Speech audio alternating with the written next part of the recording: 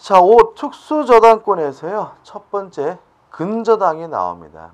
일단 의의는 뭐냐면 계속적 거래관계에서 발생하는 불특정, 불확정, 미래의 채권을 채권 최고액 범위 내에서 우선 변제 받을 수 있는 담보물권을 근저당이라고 합니다. 특질을 보시면 일단 장래 증감 변동하는 채권이라는 얘기죠. 따라서 장래 미래 채권이라는 의미에서 현재 채권이 없더라도 근저당권은 설정하는 것이 가능해요. 따라서 우측에 나와 있는 것처럼 부종성이 완화되어 있다는 특징이 있고요. 3번 근저당권 설정인데 뭐 간단하죠. 근저당권 설정 계약을 하고 등기람으로 성립하는데 근저당권 설정 등기를 하려면 반드시 두 가지는 등기부에 기재가 돼야 돼요. 첫째, 채권 최고액은 반드시 기재가 돼야 되고요. 또 근저당이란 취지, 근저당이면 반드시 기재를 해야 돼요. 따라서 나머지 것들은 다 임의적 기재사항이고 채권 최고액과 근저당의 취지만 필수적 등기사항이라는 거 기억해 두시기 바라고요. 하늘의 4번 근저당의 이전이 나오는데 일단 부정성 수반성에 따라서 채권이 이전되면 근저당권도 쫓아가는 것이 원칙입니다. 다만 주의하실 것은 여러 개의 불특정, 불확정한 채권의 일부 채권이 이전된다 그래서 근저당권이 쫓아가는 것은 아니라는 거 주의하시기 바랍니다. 왜냐하면 당사자 간의 계속적 거래는 계속되어야 하기 때문에 그런 것이죠. 그냥 넘겨보시면 근저당권이 효력해가지고 1가번 피담보 채권의 범위인데 일단 채권 최고액 범위 내에서만 우선 변제 받을 수가 있는데 A번 이자는 채권 최고액에 산입이 되고요. 주의하실 것은 지연배상금도 채권 최고액 안에 들어가지만 굳이 1년분에 하나지는 않는다는 거죠. 자, 우리 일반 저당권의 경우에는 왜 지연배상금을 1년분에 한정했어요? 금액이 너무 커지는 것을 제한하기 위해서. 근데 근저당권은 어차피 얼마까지 담보한다는 개념이기 때문에 금액이 뭐 될 수는 없어요? 커질 수는 없는 거예요. 따라서 채권 최고액 범위 내라면 굳이 지연배상금은 1년분에 하나는 것이 아니라는 거 주의하시기 바라고요.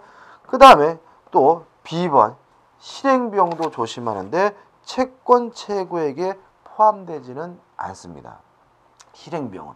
왜 그러냐면 실행비용은 채권자, 근저당권자가 받아가는 돈이 아니라 법원이 받아가는 돈이거든요. 예를 들어가지고 채권 최고액이 1,000만 원인데 경매비용이 50만 원이 나왔어요. 100만 원이 나왔어요. 근데 만약 이것을 채권 최고액에 포함시켜버리면 실제로 근저당권자가 우선 변제받는 것은 900만 원밖에 안 되는 거거든요. 그래서 우리 판례는 별도로 계산합니다. 다시 말하면 실행비용은 채권 최고액에 포함시키지 않음을 주의하시기 바라고요. 그 다음에 C번 후순위자와 제3자 사이의 채권 최고액에 의해 조정이 이렇게 나와 있는데 뭐 기본적으로 채권 최고액까지만 우선 변제 받을 수 있고요. 또 제3취득자도 어디까지만요? 채권 최고액까지만 돈을 갚으면 되는 거죠. 이에 반해서 D번 당사자 사이에 채무자가 실제로 돈을 갚으려고 한다면 실제 채무액 전액을 다 갚아야지만 근저당권의 말소를 청구할 수 있다는 말이 나와 있고요. 핵심 판례도 그런 의미니까 한번 보시기 바랍니다.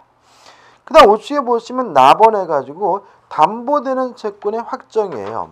일단 근저당권이 실행이 되려면 불특정, 불확정한 채권이 확정이 돼야 돼요. 다시 말하면 채권행위 결정이 돼야 근저당권이 뭐 될 수 있어요? 실행될 수가 있는데 언제 근저당권의 채권행위 확정이 되느냐 해가지고 1, 2, 3번이 원칙인데 줄여서 말씀드리면 계속적 거래 관계가 종료가 되면 끝나면 채권액이 뭐가 돼요? 확정이 돼요. 이게 원칙이에요. 근데 시험에 잘 나오는 것은 뭐냐면 4번이에요. 근저당권자가 경매를 신청하면 채권액이 확정이 됩니다. 다만 주의하실 것은 모든 저당권은 경매가 되면 무조건 소멸돼야 되기 때문에 선순위 근저당권자의 채권액도 확정이 돼야 되거든요. 이때 그 채권의 확정 시기는 최대한 늦춰줍니다. 따라서 경락인이 경락대금을 완납한 때 채권액이 뭐가 되냐면 확정이 돼요. 그럼 이렇게 되는 거죠. 근저당권자의 채권액이 확정되는 시점은 언제냐? 근저당권자가 경매를 신청했을 때 확정이 된다. 다만 선순위 근저당권자가 채권액이 확정되는 시점은 경매를 신청한 때가 아니라 경락인이 경락대금을 완납한 때다라는 거 꼭 기억해 두셔야 되겠죠. 그다음 넘겨보시면 판례 계속 반복적으로 나온 거 한번 보시기 바라고, 다음은 근저당권을 실행할 수 있는 시기 읽어보시면 될 것 같고, 6번 근저당권 설명드릴 게 없어요. 그럼 나머지 7번 포괄근저당이라는 게 나오거든요. 자, 이런 문제입니다. 자, 우리가 은행 가서 대출을 받으면 무조건 근저당을 설정해요. 계속적 거래가 없는데도 불구하고. 이렇게 계속적 거래 관계가 없는데도 설정하는 근저당을 뭐라 그러냐면 포괄근저당이라고 하고요. 우리가 흔히 쓰는 저당은 다 뭐냐면 포괄근저당입니다. 물론 무효가 아니라 뭐죠? 유효가 되겠죠. 그 다음 2번에서 이제 뭐가 나오냐면 공동저당이 나옵니다. 일단 공동저당에 대해서는 몇 년 동안 시험에 안 나왔어요. 그러다가 작년에 시험에 출제가 됐거든요. 근데 민법은 시험에 출제되는 경우에 어떤 특징이 있냐면 안 나오다가 나오면 기본적으로 한 2, 3, 4년은 나온다는 거예요. 왜 그런 일이 벌어지냐면은 우리가 이제 그 산업인력관리공단에다가 시험 출제를 의뢰할 때 출제하시는 교수님한테 참고하는 자료를 줘야 되겠죠. 뭘 주겠어요? 그동안에 기출문제를 주겠죠. 그래서 기출문제를 주면서 요걸 참고해가지고 문제를 좀 출제해 주십시오라고 의뢰를 하기 때문에 실제로 나오는 시험은 최근 1, 2년, 2, 3년간 나온 문제와 100% 뭐예요? 유사해요. 그래서 한 번 안 나오다 나오기 시작하면 기본적으로 3, 4년은 나오게 되고요. 그래서 여러분들이 기출문제를 꼭 검토를 해야 되는데 문제가 있어요. 어떤 문제가 있냐면 참고해서 새로운 문제를 만드니까 100% 유사하지만 똑같은 문제는 단 한 문제도 없는 거예요. 왜냐하면 베끼면 돈 받기가 쪽팔리잖아요. 그래서 어떻게 됐냐면 과거의 기출문제와 100% 유사하지만 단 한 문제도 똑같은 문제는 없거든요. 그래서 기출문제를 좀 정리하긴 하셔야 되는데 답만 외우고 무슨 말인지 모르고 보는 것은 아무 의미 없고요. 그래서 행간의 의미, 문제 출제 의도까지 정확하게 이해할 필요가 있기 때문에 제가 여러분들한테 재작년 2의 기출문제는 동영상을 촬영을 해가지고 여러분한테 무료로 제공할 예정입니다. 그래서 좀 기다리시면 제가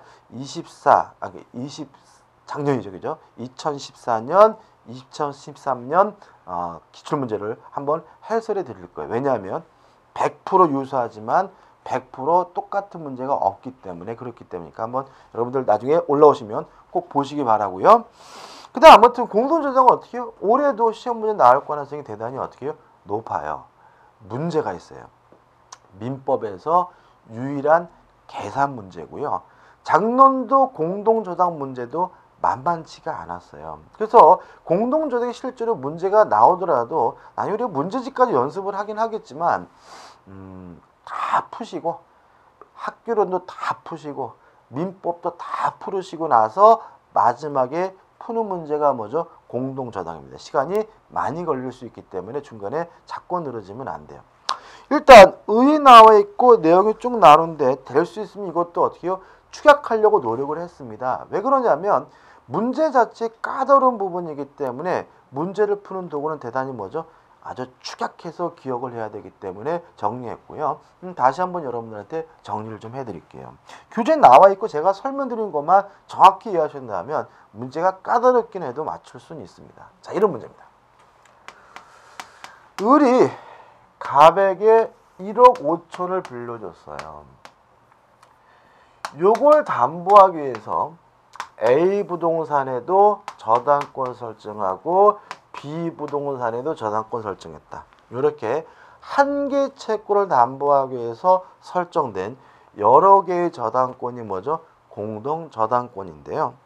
우측에 보시면 원칙이 나와 있는데 원칙 공동 저당권자 입장에서는 A와 B를 동시에 경매해서 동시에 배당할 것인지 아니면 A 따로 B 따로 따로따로 이시에 배당할 것인지 자유롭게 선택하는 것이 가능하고요. 기억해 두시고 두 번째, 그래서 을이 동시 배당을 선택했어요.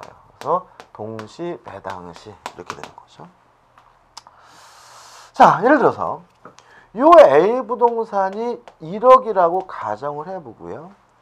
B 부동산이 2억이다라고 가정을 하는데 해보면 을이 A와 B를 동시에 경매해서 동시에 배당하면 얼마가 생겨요? 3억이 생기는데 을이 받아야 될 돈은 얼마요? 1억 5천인 거죠. 따라서 A에서 얼마를 받을지 B에서 얼마를 받을지 분담액을 결정해야 되는데 동시 배당하면 원칙적으로 가액의 비율에 따라서 분담액이 결정이 됩니다. 이게 원칙이에요. 따라서 1억 대 2억의 비율로 분담액이 결정되고요. 비례식을 계산하는 산수는 수학단위는 산수입니다. 더해서 밑에 까는 겁니다. 1 더하기 2는 3이니까 밑에 깔면 A에서는 3분의 1, 5천만 원을 가져가게 되고요. 1 더하기 2는 3이니까 밑에 깔면 B에서는 3분의 2, 얼마를 가져가요? 1억을 가져가게 되는 거죠. 다시 말하면 1억 대 2억의 비율, 가액의 비율로 먼저 분담액을 결정하게 됩니다. 다만 예외가 있어요. 다만 두 물건 중에 물상, 보증인, 소유물이 존재하는 경우에는요. 이때는 가액의 비율에 따라서 분담액을 결정할 수가 없다는 게 판례입니다. 교재에 나와 있는 판례입니다. 이때는 채무자 소유물부터 먼저 선배당을 하고요. 그래도 돈이 모자르면 채권에 잔액이 존재하는 경우 물상보증인 소유물에 대해서 배당을 해야 된다는 것이 최근의 판례 입장입니다. 따라서 이 A와 B가 모두 채무자인 갑의 것이 아니라 B가 물상보증인 병의 소유라면 가액의 비율에 따라서 분담액이 결정되는 것이 아니라 채무자 소유물인 A 부동산에 대해서 먼저 배당을 실시해요. 따라서 을은 A에서 얼마를 가져가요? 1억을 가져가게 되고요. 5천만 원 잔액이 존재하죠. 따라서 이 경우에 을은 B에서 얼마를 받게 되는 거죠? 5천만 원을 받게 된다는 거죠. 작년에 문제가 나오면 요게 답이 나올 줄 알았어요. 근데 요가 좀 유사하긴 하지만 좀 다른 게 나왔고요. 아마 올해 나온다면 여기서 답이 결정될 테니까 꼭 기억해 두시기 바라고요. 끝입니다. 그 다음에 이제 세 번째, 이시배당을 선택했어요. 이럴 경우에는 전액을 배당을 받습니다. 자, 이런 문제입니다. 자, A가 1억이고요. B가 2억인데 을이 A만 경매했어요. 그러면 1억을 어떻게 해요? 다 가져가게 돼요. 그러면 만약에 이 A 부동산에 후순위 권리자가 있다면 후순위 권리자의 권리가 뭐 하게 되냐면 침해가 되거든요. 따라서 전액을 배당하되 후순위 권리자, 후순위 저당권자는 종동 저당권자의 권리를 뭐 하게 되냐면 대위 행사하게 됩니다. 자, 이런 얘기예요. 자, 을이 만약에 동시배당을 선택하면 A에서 3분의 1 얼마를 가져가요? 5천만 원을 가져가게 되고요. 그러면 정도 A에서 얼마를 갖게 됩니까? 5천만 원을 받을 수가 있겠죠. 왜요? 1억짜리니까요. 근데 만약에 을이 A 부동산만 먼저 경매했어요. 20배당을 하게 되면 전액을 다 가져가기 때문에 1억을 다 가져가는 결과 정이 받아야 될 돈 얼마가 되냐면 빵원이 돼요. 이때 정은 손해보고 마느냐? 아니다. 후순위 저당권자는 공동저당권자의 권리를 뭐하게 돼요? 대의행사하기 때문에 정은 을이 가지고 있는 B부동산에 대한 권리를 대의행사해서 결과적으로 이 5천만을 어디서 받게 되냐면 B에서 받게 된다는 것이 우리 민법의 태도입니다. 가져왔죠, 그죠? 마지막으로 다만 대위 목적물이 물상보증인 소유라면 이때는 대위할 수가 없다라는 게 우리 판례 입장이에요. 그래서 만약에 이 부동산이 채무자인 갑의 소유가 아니라 물상보증인 병의 소유라면 정은 뭐하지 못합니까? 대위하지 못하고 손해보게 된다는 것까지 기억해 두시면 됩니다. 이게 전부예요. 그죠? 근데 이걸 아마 들어보시면은 들을 때는 좀 이해가 되는 듯 하는데 좀 지나면 또 까먹을 수 있거든요. 그래서 이 부분은 어차피 뭐 가지고 문제 가지고 정리해야 될 부분이니까 일단 제가 정리해드린 거 정확하게 기억해 두시고 제가 말씀드린 사례 정도만 좀 충분히 이해하시면 될 것 같습니다. 끝입니다. 이렇게 해서 이제 우리가 이제 대망의 물권법을 마쳤고요. 이제 파트 3에서 이제 계약법을 갈 겁니다. 342페이지부터 이제 계약 총칙으로 들어가는데요. 근데 이제 이맘때쯤 오면 이제 여러분들이 이제 어떤 행태를 보이시냐면 지치세요. 힘드신 거죠, 그죠? 여기까지 들으신 것만 해도 저는 진짜 박수를 쳐들고 싶어요. 아, 진짜 잘하셨다, 그죠? 그럼 강의가 뭐죠? 많잖아요, 그죠? 근데 이제 문제는 뭐냐면 지치시고 또 거기다가 이맘때쯤 되면은 앞부분에 들었던 것이 또 가물가물해요. 아이고 나 다 까먹은 것 같다 해가지고 갑자기 도돌이표가 돼가지고 맨 앞으로 돌아가시는 분들이 많이 발생하세요. 그러지 마세요. 어렵더라도 끝까지 다 보셔야 돼요. 계약도 보시고 민사특별법까지 다 보신 다음에 맨 앞으로 들어가서 뭐 하셔야 돼요? 반복하셔야 되고요. 이 계약법 부분은 전략 부분입니다. 일단 양이 많지는 않아요. 그렇지만 민법 총칙만큼 시험 문제가 나옵니다. 출제 양은 비슷하고요. 또 민법 총칙은 맨 앞에 붙어 있는 결과 아주 열심히 공부하는데도 불구하고 잘 틀리십니다. 근데 계약법은 뒤에 붙어 있어서 잘 공부하지 않는데도 불구하고 좀만 공부하면 맞출 수가 있는 부분이에요. 자, 그럼 이렇게 된 거죠. 물권법이 제일 중요합니다. 왜요? 시험 문제도 많이 나오고 또 공부만 하면 맞출 수가 있으니까요. 계약법도 그 다음으로 중요합니다. 왜요? 민법 총칙과 비슷한 정도의 출제가 되는데 민법 총칙과 달리 공부하시면 다 맞출 수 있는 부분이거든요. 그래서 절대로 다시 앞으로 돌아가지 마시고 계약법 부분도 꼼꼼히 좀 보셨으면 좋겠고요. 이제 얼추 이제 기본서 강의가 끝나갑니다. 그래서 이제 저는 이제 지금 현재 뭐 하고 있냐면 문제집을 집필 중입니다. 그래서 아마 3월 초반, 3월 중순이면 문제집 집필이 다 끝날 거고요. 그리고 이제 3월 말부터 이제 문제집 강의를 하게 돼요. 그죠? 요약집 강의도 하게 되고, 그러니까 요약 강의하고, 그러니까 문제집의 요약 강의를 한 권으로 같이 이렇게 편제를 했습니다. 이걸 또 분리하게 되면 또 여러분들이 경제적 부담이 클 것 같다는 생각에 우리는 그냥 한 권으로 해가지고 출판하기로 했고요. 그런 강의를 제가 3월 말부터 이제 강의를 촬영을 시작해서 4월 말 정도면 다 끝날 거예요. 그래서 여러분들도 요 기본서 강의를 제 생각에는 기본적으로 한 3회 내지 4회 정도 반복을 하시고 나서요. 그 다음에 문제집 강의도 끝까지 어떻게 해요? 다 들으셨으면 좋겠고요. 그 다음에 제가 여러분들 서비스해 드릴 수 있는 거는 아까 제가 공동저담 말씀드렸지만 기출문제 두 가지, 작년하고 재작년 두 개가 제일 중요하죠. 강의 촬영해서 여러분들한테 무료로 제공할 거고요. 그 다음에 제가 여러분들한테 뭘 해줄 수 있는가 이렇게 고민을 해봤는데, 일단 어차피 공인중개사 시험은 조문하고 판례가 나오는 거거든요. 근데 여러분들이 어려워하는 것은 결국 뭐냐면 판례예요. 그래서 요 판례 강의를 무료로 여러분한테 드리려고 합니다. 이것도 교재로 출판하게 되면 여러분들이 굉장히 또 경제적 부담을 갖기 때문에 일단 저희는 그냥 이거를 파일로 만들어 가지고 첨부 파일로 넣을 거고요. 그걸 가지고 제가 동영상을 촬영을 할 거예요. 그러면 이제 여러분들이 어떻게 해요?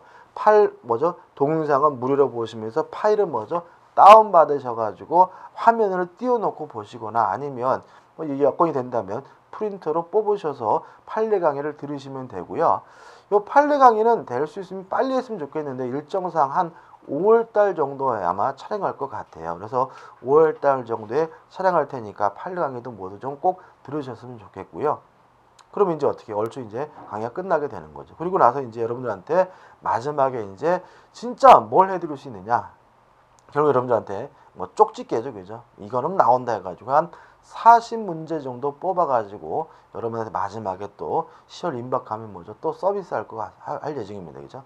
그래서 여러분들이 저희 시작은 일단 경제적 부담 없이 여러분들이 수험 공부할 수 있도록 도와드리는 게 여러분의 목표였기 때문에 될 수 있으면 기본서하고 문제집 요거 외에는 구입하지 않고 모든 걸 좀 될 수 있으면 다 들려 노력하니까요. 끝까지 모두 다 들으시면 충분히 합격할 수 있을 거라 저는 굳게 믿고요. 지금쯤 굉장히 힘들거든요. 그리고 아마 제가 촬영하는 시기는 지금 봄이지만은 여러분들 듣는 분들은 또 한여름일 수 있고 여름이 휴가철 되고 그러면 이제 어떻게 돼요?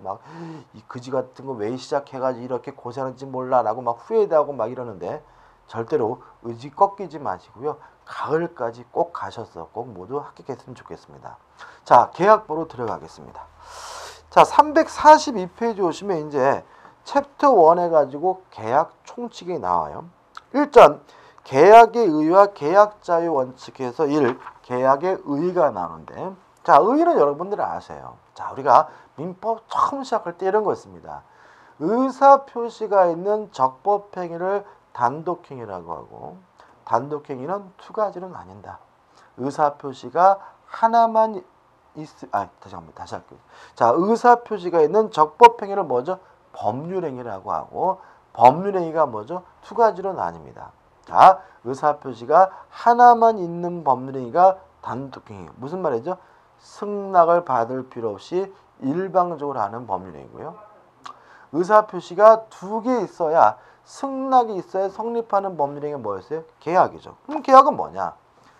의사의 합치로 승낙으로 성립하는 법률행위가 뭐라고요? 계약이다. 이게 뭐죠? 의의고요. 2번 계약 자유 원칙이 나옵니다. 계약은 자유롭게 할 수 있는 거예요. 왜요?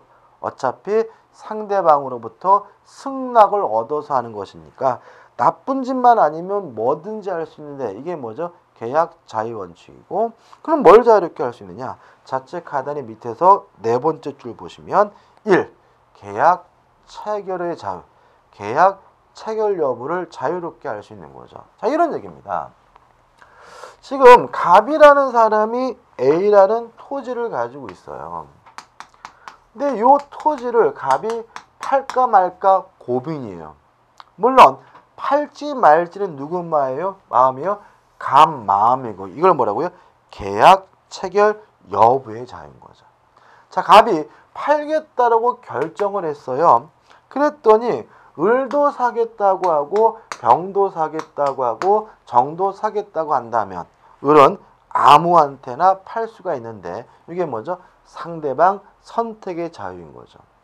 그래서 을에게 팔겠다라고 결정을 했다면 이제 갑과 을이 만나가지고 매매 금액을 어떻게 할 것인지 계약의 내용도 갑과 을이 자유롭게 결정할 수 있는데 이게 뭐죠? 내용 결정의 자유인 것이고요. 또 을에게 팔기로 결정을 했다면 계약서를 쓸지 안 쓸지 누구 마음이야? 갑과 을의 마음이니까 방식 결정도 자유롭게 할 수가 있는 거죠. 여기서 주의할 점 뭐냐면 3. 내용 결정의 자유입니다. 우리가 지금부터 배우려 하는 계약법은 임대차를 뺀 나머지 모든 규정은 다 임의 규정입니다. 자, 왜냐하면 내용 결정의 자유가 보장된다는 말은 결국 계약법의 내용을 지킬 필요가 없다는 거죠. 만약에 계약법에 따라서 계약을 해야 된다면 실제로는 뭐가 보장되지 않는 거예요? 내용 결정의 자유가 보장되지 않는 거잖아요. 따라서 내용 결정을 자유롭게 할 수 있다. 우리가 배우려고 하는 계약법은 임대차를 뺀 모든 규정은 안 지켜도 상관이 없는 뭐예요? 임의 법규임을 우리가 알 수가 있고요. 또 4번 방식 결정의 자유입니다. 따라서 우리 민법은 불요식행위인 거죠.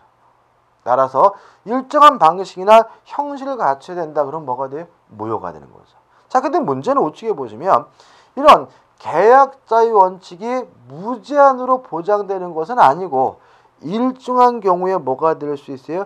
제한이 될 수가 있는데 우측에 나와 있는 건 설명드리지 않을 겁니다. 상식적인 거니까 한번 읽어보시면 되고요. 자, 문제가 되는 것은 뭐냐면 넘겨보시면 344페이지에 계약과 보통거래 약관이 문제입니다. 일단 약관에 대해서 제가 정리해 드릴 건데요. 공부하실 때 조심할 것은 뭐냐면 제 교재는 그러지 않으려고 노력을 했는데 갖고 온 교재를 보면 약관 규제에 관한 법률의 구체적인 내용이 책에 실려있는 교재들을 제가 가끔 봐요. 약관 규제에 관한 법률은 시험 범위가 아니에요.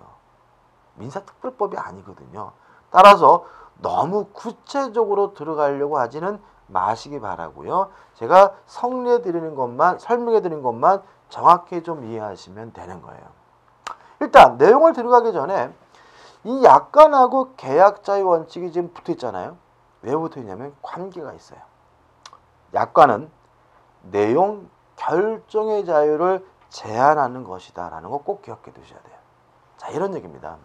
제가 세탁기를 구입을 했어요. 그러면 세탁기 통 속에 약관이라는 것이 있고 그 약관이 저에게 적용되는 결과 저는 구체적인 그 매매 계약의 내용을 뭐 하지 못해요? 결정하지 못하는 거죠. 약관은 무슨 자유를 제한합니까? 내용 결정의 자유를 제한한다는 거 머릿속에 기억해 두시기 바라고요. 정리를 해보죠. 일단 약관이 뭐냐? 약관이란 다수 당사자를 상대하기 위해서 미리 작성한 계약의 내용을 우리가 약관이라고 합니다. 따라서 약관이 되려면 두 가지 요건이 필요한데 첫째, 다수를 상대해야 돼요. 만약에 한 사람을 상대하기 위해서 만든 거라면 그거는 약관이 아니에요. 두 번째, 미리 작성해야 돼요. 따라서 여러 사람을 상대하기 위해서 만든 거라도 사후에 나중에 작성한다면 그것은 뭐예요? 약관이 아니에요. 자, 여기서 이제 우리가 이제 시험 문제 어떻게 나오냐면 다음 중 약관인 것은 이렇게 물어볼 수가 있어요. 푸는 방법은 두 가지입니다. 다수를 상대하는지 미리 작성하는지 이 두 가지 가지고 약관인지 아닌지를 따지는 거예요. 우리 공인중개사 시험에서 과거에 뭐가 나오냐면 골프장 운영 회칙이 나왔어요. 자, 골프장 운영 회칙은 회원 받기 전에 미리 작성하는 거고요. 물론 뭐죠? 다수를 상대하기 위해서 만드는 거니까 회칙이라고 되어 있더라도 그 성격은 뭐가 되는 거예요? 약관인 거예요. 자, 약관은 다수를 상대하기 위해서 미리 작성한 계약의 내용인 거예요. 이게 의미입니다.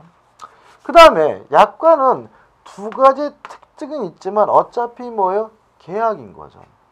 따라서 약관이 구속력이 발생하려면 효과가 발생하려면 뭐가 필요한 거예요? 승낙이 필요한 거죠. 왜요? 계약이란 승낙을 얻어야지만 성립하는 법률행위니까요. 그래서 여러분들이 이제 어떤 일이 겪습니까? 인터넷에 뭔가 가입하고 보려고 하면 반드시 뭐가 떠요? 약관이 뜨고요. 약관을 동의함이라고 클릭을 해야지만 넘어가죠. 동의 안 함이라고 클릭하면 어떻게 안 넘어가거나 다 지워져 버리잖아요. 그럼 어떤 생각이 들어요? 아니 어차피 무조건 동의해야 된다면 왜 이거를 선택하라고 해놨느냐? 동의를 해야 승낙을 해야 그 약관이 여러분에게 뭐가 발생하기 때문에 구속력이 발생하기 때문에 그런 거예요. 이게 원칙이에요. 왜요? 약관도 뭐예요? 계약이니까요. 그럼 또 의문이 생기죠. 아니 인터넷은 그렇지만 실제로는 일반적 거래는 내가 약관에 동의한다고 사인 같은 거 했던 기억이 없는데 맞아요.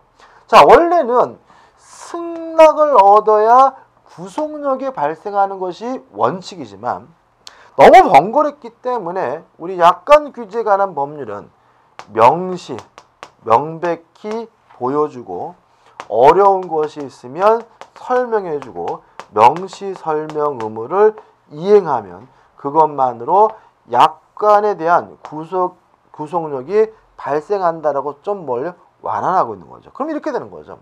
FM은 뭐예요? 승낙이에요. 아니면 명시 설명 의무를 이행해야 약관이 여러분에게 뭐가 발생하는 거예요? 구속력이 발생하는 거예요. 그럼 또 의미 생기죠. 나 약간 본 적이 없는 경우도 있는 것 같은데 맞아요. 왜냐하면 이러한 명시 설명 의무가 면제되는 경우가 있어요. 첫째, 대량적 정형적 거래입니다.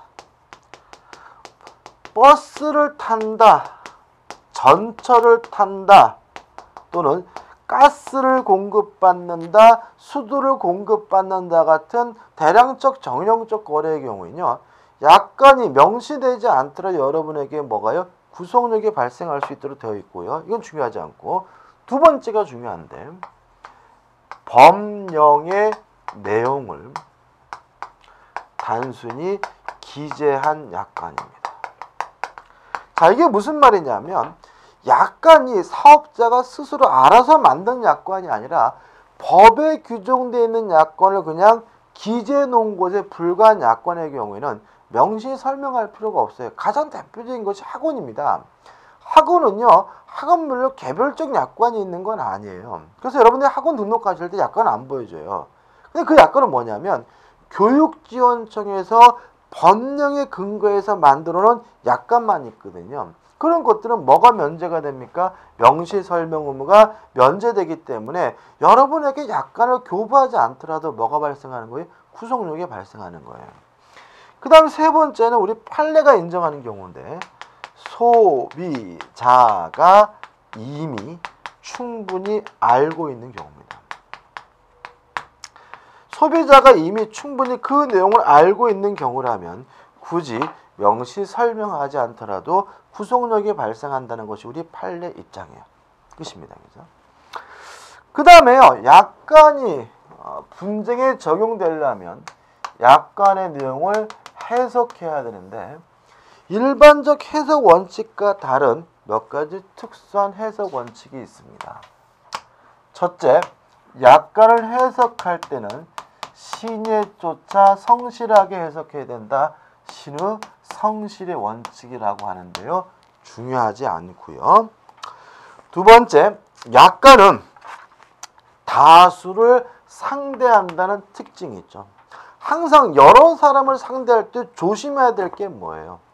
사람 차별하면 안 되거든요. 따라서 다수를 똑같이 대우해 줘야 된다. 요거를 통일적 해석의 원칙 또는 객관적 해석의 원칙이라고 하고요. 또 약관은 미리 작성합니다. 누가요? 사업자가. 일반적인 계약서는 쌍방이 함께 작성하거든요. 따라서 그 계약서의 내용에 문제가 있다면 쌍방 모두가 함께 책임을 져야 되는 거예요. 근데 만약에 약관은 문제가 있다면 누가 책임을 져야 돼요? 작성자가 책임을 져요. 왜요? 지가 혼자 작성한 거니까요. 따라서 약관은 사업자가 미리 혼자서 작성하는 것이니까 약관 조항 중에서 불명확한 조항이 있다면 약관을 만든 누가 책임을 져야 돼요? 사업자가 책임을 져야 된다. 우리가 작성자 불이익의 원칙이라고 하는 거죠. 그 다음에 약관은 일반적으로 인쇄되어 있는 것이 원칙입니다.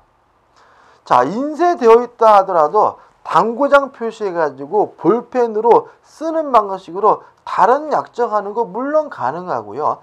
만약에 약관과 다른 별개의 약정을 했다면 그 개별 약정이 약관에 대해서 우선하게 되는데 이걸 우리가 개별 약정 우선의 원칙이라고 하는 거죠. 그 다음 마지막으로 약관은 반드시 또 뭐가 있냐면 당사는 요러요러한 경우에는 책임지지 않겠습니다라는 면책 조항을 주는 경우가 일반적인데 이 면책 조항은 소비자를 보호하기 위해서 될 수 있으면 좁게 해석해야 된다. 이걸 우리가 축소 해석의 원칙이라고 합니다. 이러한 5개 해석 원칙에 따라서 해석을 해봤더니요. 불공정해요. 다시 말하면 사업자에게는 지나치게 유리하고 소비자에게는 지나치게 불리하다면 불공정한 약관 조항은 당연히 뭐예요? 무효예요. 근데 여기서 주의하실 것은 약관에 대해서는 157조가 적용되지 않는다는 점이에요. 157조가 뭐냐면요. 일부가 무효면 전부가 무효가 된다는 규정이에요. 만약 이 규정을 적용해버리면 약관 조항의 한 조항이 잘못됐다는 이유로 전체 약관이 무효가 된다면 오히려 소비자에게 뭐 할 수 있어요? 불리할 수가 있는 거죠. 그래서 약관은 127조가 적용되지 않기 때문에 일부분의 무효 사유가 있다면 전체가 무효가 되는 것이 아니라 그 부분만 일부만 무효가 되는 것이 원칙이라는 것까지 정리하시면 끝입니다. 끝이에요. 그죠? 그 다음 우측에 보시면 이제 계약의 종류가 나오는데 이 계약의 종류부터 다음 강의 때 이어가도록 하겠습니다.